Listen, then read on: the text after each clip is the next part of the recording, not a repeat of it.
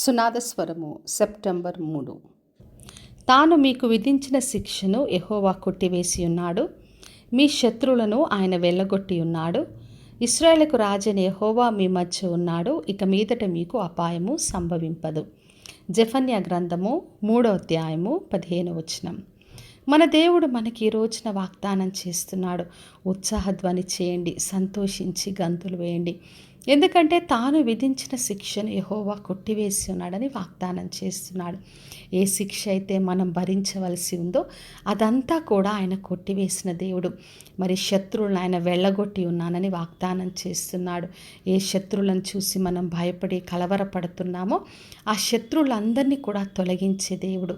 ఆయన మన మధ్యలో ఉన్నాడు గనక ఇక మీదట అపాయము సంభవింపదు అని వాగ్దానం చేస్తున్నాడు. మరి దేవుడు శక్తిమంతుడుగా ఉన్నాడు. ఆయన మనల్ని రక్షించే దేవుడు. సంతోషంతో మన పట్ల ప్రేమను బట్టి ఆయన శాంతమును వహించే దేవుడు. అందుకే మన శిక్షను ఆయన కొట్టివేసి మన పొరపాట్లన్నీ కూడా ఆయన క్షమించి శత్రువులందరినీ కూడా తొలగిస్తానని వాగ్దానం చేస్తున్నాడు. మరి యేసుక్రీస్తు ద్వారా ఇవన్నీ కూడా దేవుడు మనకు అనుగ్రహించాడు. ఆయన శిలువ ద్వారా, ఆయన రక్తం ద్వారా మన పాపమును, శాపమంతా కూడా ఆయన తొలగించాడు. మన శిక్షను ఆయన కొట్టివేశాడు. మనకున్న శత్రువులందరినీ కూడా తొలగించి శిలువ ద్వారా మనకు గొప్ప జయోత్సాహాన్ని ఆయన అనుగ్రహించాడు. మరి మత్తయి సువార్త 1వ అధ్యాయం 23వ వచనంలో ఇమ్మానుయేలుగా దేవుడు మనకు తోడుగా ఉన్నాడు. ఆయన మన మధ్యలో ఉన్న దేవుడు. ఎటువంటి ఆపద రాకుండా ఆయన మనల్ని కాపాడి రక్షించే దేవుడు. అందుకే మనము ధైర్యంతో, విశ్వాసంతో, సంతోషంతో జీవించాలని ప్రభు కోరుతున్నాడు. కాబట్టి నా ప్రియ సహోదరి, సహోదరా, ఈ రోజున ఎటువంటి భయములున్నా, ఎటువంటి శిక్ష, ఎటువంటి పాపపు స్థితి అయినా అవన్నీ దేవుని చేతికి అప్పగించుదాం.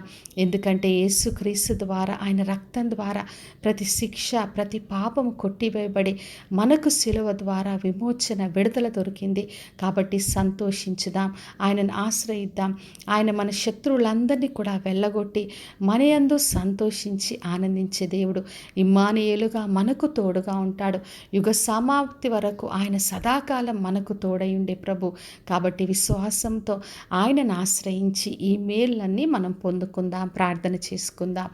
పరలోకమందున్న మా తండ్రి, మా దేవ, ఈరోజు ఇచ్చిన వాగ్దానం కొరకే వందనాలు. ప్రతి ఒక్కరిని దీవించి ఆశీర్వదించండి ప్రభువా. వారి శిక్షణ అంతా మీరు కొట్టివేసి మీ శిలువ ద్వారా తండ్రి ప్రతి శత్రువుని తొలగించి మీరు ఇమ్మానుయేలుగా తోడుగా ఉండి అందరినీ కాపాడి రక్షించమని యేసు నామములో అడిగి వేడుకొంచున్నాను తండ్రి. ఆమెన్. ఈ శుభవచనము వినుచున్న ప్రతి ఒక్కరి జీవితంలో నెరవేర్చబడునుగాక. నేను మీ ప్రియ సహోదరి మంజులా చరణ్.